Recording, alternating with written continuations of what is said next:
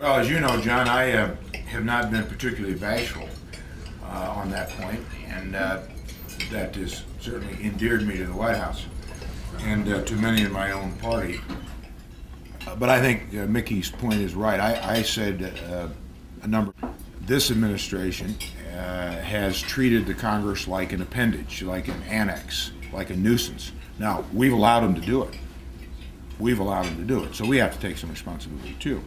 And I think much of the trouble that we're in this country is due to the fact that this administration's handling of almost every big issue in an arrogant, incompetent way has led us into this mess. And I don't mean just Iraq, but I mean a lot of places. Held accountable. I think the press has to be held accountable. And I talk about that in the book. The press essentially just gave this administration a free pass for the first few years.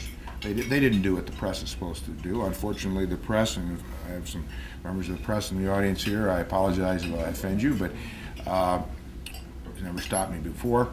But I think the press has become show business to a great extent. And they failed the country in informing and educating. So I think Mickey's right, and I think he is making an important point and making an important contribution, because regardless of party affiliation, it seems to me our first obligation is to say it straight and put this country first. And sometimes that's painful. I don't like being the only one in my party to say some of these things and get beat up by some of my own members of my own party and so on. That's not pleasant for me. As a veteran, you know, we've been working together on the new GI Bill.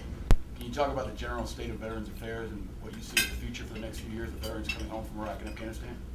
Well, you know, the issue of veterans gets, like all issues, gets tied up in the underbrush of patriotism, and you either support the war, or you either support the policy, or you're against the veterans, or you're against the men in uniform. And I have never ever agreed with that. What I've said is that our brave young men and women who are making all the sacrifices, doing all the fighting and dying and sacrifice their families, deserve a policy worthy of their sacrifice.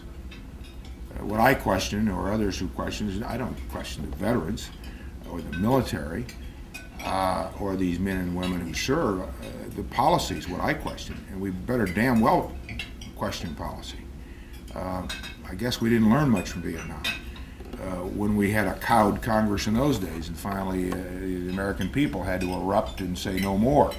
And most members of Congress were pretty quiet for a long time on Vietnam. So on veterans, because we have a situation where less than 1% of our society is carrying all the burden, making all the sacrifices, and I know it's voluntary, you don't have to go. But we better honor that service in a way that's relevant to those sacrifices and commensurate with those sacrifices. And certainly I've always believed that one of the most beneficial bills ever passed, laws enacted, was the GI Bill. That was good not just for veterans and their families, but it was particularly good for our society, as it brought these men and women back, gave them a chance to educate themselves so they could be productive, contributing members of our society. I put the GI Bill in the same category, in the same universe as the Homestead Act. I think those two bills did as much to transform this country into what it is today as any two acts I can think of. Today, we move forward. The last time we did anything with the GI Bill, John was, I think, in Congress with Senator Montgomery, and it fit the times. I went to college on the GI Bill. I did too, and I'm sure others in this room did. Today, these guys coming back and can't do that. First, they have to pay out of their own money. So much is taken out of their paycheck every month to comply with the criteria.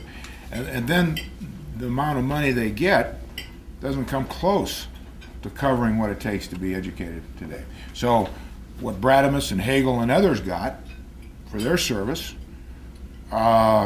these men and women coming back from Iraq, why should they get less? Do they deserve less? Many of these young people third and fourth tours of Afghanistan and Iraq. So what Jim Webb and I have done is introduced a new 21st century GI Bill to move this now up into the 21st century and fund a legitimate GI Bill worthy of the sacrifices of these men and women, and let them attend colleges of their choice based on their ability to get in and cover the expenses. Now, obviously, they have to be within some realm of reality.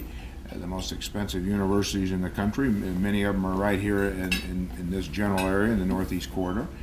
We're not saying that everybody should go and be equipped to, and American taxpayer pay for the most expensive educations. No, but what we are saying, we can do far better than we are, and that's what the bill's about, and your help's been important. Thank you.